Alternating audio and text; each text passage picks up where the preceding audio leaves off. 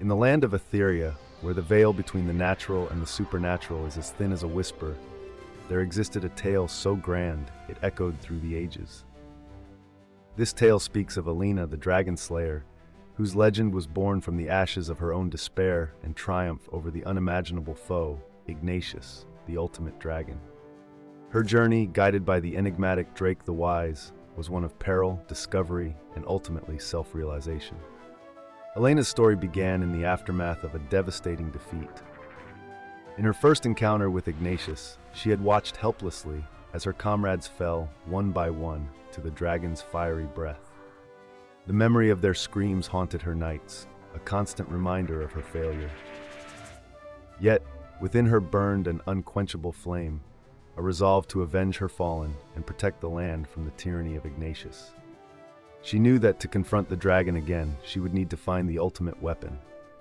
A legend whispered in the darkest corners of Etheria, said to possess the power to pierce even the impenetrable scales of Ignatius.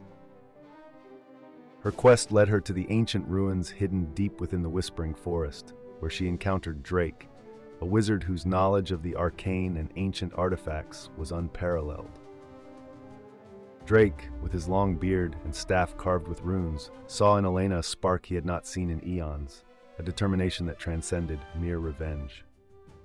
He agreed to guide her, though he warned that the path they would walk was fraught with dangers beyond mere beasts and brigands. It was a journey that would challenge the very essence of Elena's being. Together they traversed through landscapes that seemed torn from the realm of dreams. They scaled towering mountains whose peaks kissed the heavens, delved into ancient ruins where the air was thick with magic, and battled mythical creatures that tested Elena's skill and resolve. With each step, the bond between the Dragon Slayer and the wizard grew, forged in the fires of adversity and a shared goal. However, it was not merely physical challenges that Elena faced. As they journeyed, Drake posed riddles and puzzles, each a lesson designed to peel back the layers of Elena's past, forcing her to confront her fears and the guilt of her perceived failures. It was during these moments of introspection that Elena began to realize the journey was as much about discovering herself as it was about finding the ultimate weapon. The climax of their quest brought them to the ancient Citadel of Shadows, a place where time seemed to stand still, shrouded in a darkness that no light could penetrate. It was here Drake revealed that the ultimate weapon lay hidden. Yet, as they ventured deeper into the Citadel, Elena discovered that there were no weapons to be found, only a mirror that reflected not her physical form, but the essence of her soul.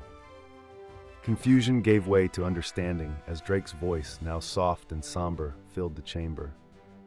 The ultimate weapon, dear Elena, was never meant to be found in the physical realm. The legends spoke of a power capable of defeating Ignatius, but it was not a blade or spear. It was the strength within, the resolve to stand against the darkness, and the courage to confront one's own demons. Elena stared into the mirror, and where once she saw only doubt and fear, she now saw determination, bravery, and a light that shone brightly against the shadow of her past failures. In that moment, she understood that her journey, every trial and tribulation, had been a crucible, forging her into the weapon capable of defeating Ignatius.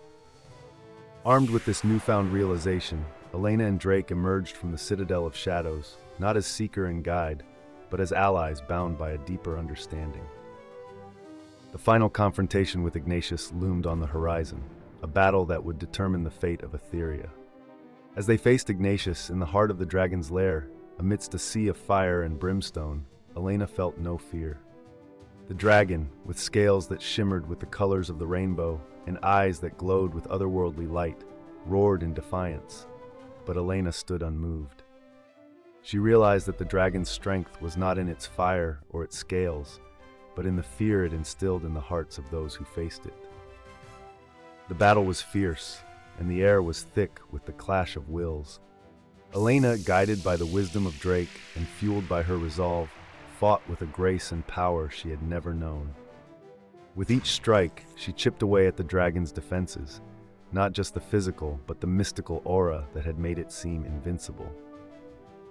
In the end, as the dust settled and silence reclaimed the land, Ignatius lay defeated, not by a weapon of steel or magic, but by the strength of a heart that refused to yield to despair.